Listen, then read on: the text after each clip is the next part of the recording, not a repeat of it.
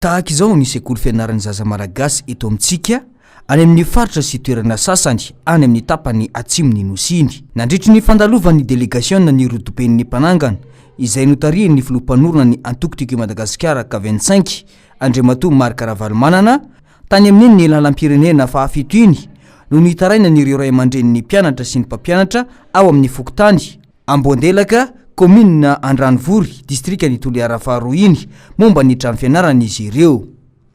Tahaka izao ny efitrano sekoly raha jerena avy ety ivelany ary toy izao ny ao anatiny izay hita fa vita amin'ny fotaka ny rindrina raha toka bozaka ny tafo.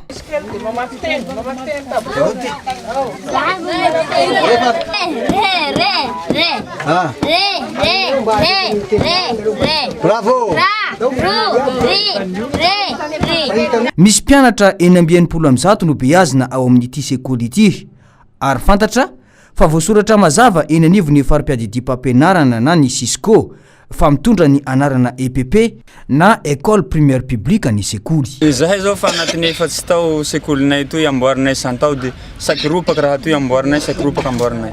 Misy ajay ny amby 80 aminay toa. Mpampianatra anaky 5 mampianatra aminay toa. De mizara roa reo satria misy préscolaire roe de telo mampianatra za EPP. Io sekoly zany za mizara roa satria mianatra maray sasany mianatra hariva ty sasany. Io zany fa efa public zany l'écolenay. Efa marika baka amin'ny sekoly ny Cisco fa tena hoe ara-panjakana izy zany zao. Efa mana respect zany iaby zany. Nefa tsy tafity zany le raha de somary gagaga avao zay fa antaona maromaro zay zany. Efa manana kody sekoly ty fa hoe EPP, ekolim-panjakana zany. Isan'ny nampihetsi-pona Andriamatoa Marc Ravalomanana ny zavamisy izay iainan'ireo mponina ao amin'ity tanàna Ambondelaka ity commune Andranovory district Toliara faharoa.